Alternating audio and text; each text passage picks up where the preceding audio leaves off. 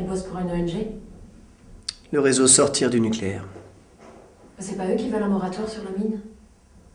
Ils demandent la réparation des dommages que nous causons. Je suis là pour ça. Je crois pas qu'ils aient la même notion de l'indépendance. Ils sont surtout bornés et agressifs. Ouais, il y en a qui parlent de conviction et d'empathie. Les ONG ne défendent pas toujours les idéaux qu'elles affichent. C'est-à-dire? Elles peuvent dériver sans s'en rendre compte. Elles utilisent leur image pour s'emparer des leviers politiques au détriment des peuples. Vous êtes bien placé pour en parler? Vous commencez à me fatiguer avec votre cynisme. J'ai une mission claire et précise. C'est pas parce que je suis payée par Areva que je vais falsifier mes observations. Si on cause des dommages, nous indemniserons les victimes. Ils vous laisseront faire? J'ai envie de le croire, oui. Ouais. Mais qu'est-ce que vous croyez? J'en ai rien à foutre?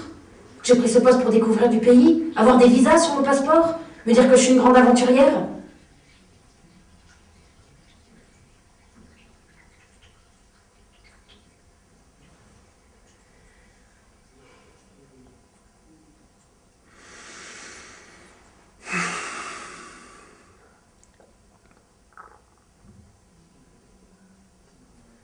Comment vous me voyez? Vous êtes la fille de Pierre Wagner, 57 ans, diplômé de l'école polytechnique et du corps des mines. Il commence sa carrière à l'international, la Nouvelle-Calédonie, le Japon, où vous êtes né, et l'Australie. Il revient en France dans les années 80. Il est rapporteur de la commission recherche et innovation. Depuis fin 2001, il est directeur de l'innovation et de la recherche d'Areva. Il est veuf, il vous a élevé seul. Il vit avec Elisabeth Nguyen, une concertiste de talent. Elle a 25 ans de moins que lui.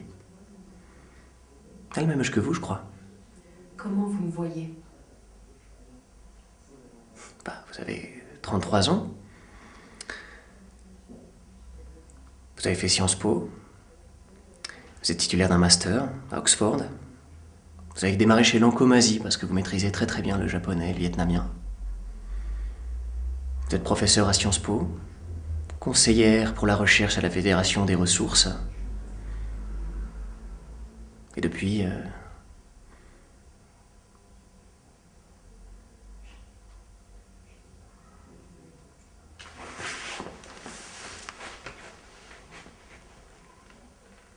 super CV, quoi, solide. Sincèrement, comment vous me voyez?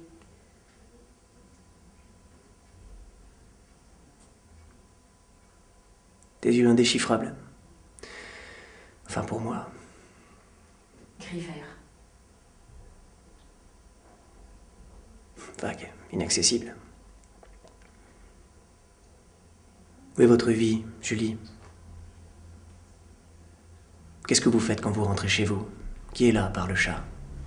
Vous avez un chat? Une assurance vie, un amant? Un mari? Qu'est-ce que vous faites pour vos vacances?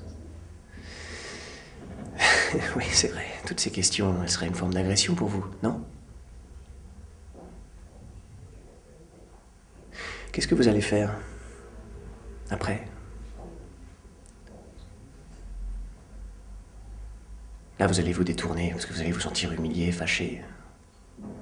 C'est vrai, comment on peut avoir une conversation pareille tous les deux? Totoro. C'est mon chat. Un British Shorthair. Une boule de poil. J'ai aussi un amant. Il est marié, une petite fille. Je crois qu'il ne m'aime plus. Ou peut-être que c'est l'inverse. C'est encore loin? Il y a encore 4 barrages à franchir. Ouais. C'est un site stratégique. Chacun doit prélever sa dîme. On aurait pu y aller en hélicoptère. C'est interdit de survoler la zone. Haute sécurité. Non, il y a encore pour 2 heures de route. Si tout va bien. Mais encore. On sait jamais ce qui peut arriver.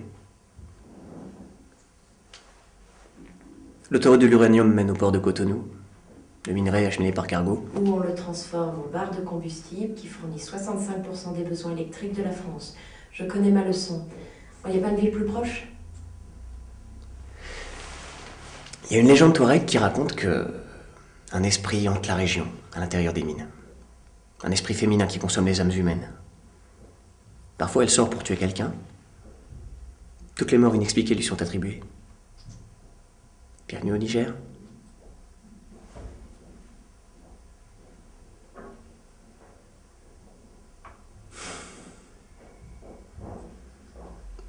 C'est pour de telles visions que l'on supporte l'ineptie des transports, l'empoisonnement du décalage horaire, la constipation des premiers jours, la diarrhée des suivants, l'artifice d'aller trop vite, trop loin, et de rester trop peu de temps. Ce sont de telles visions qui dédommagent et qu'on emporte avec soi.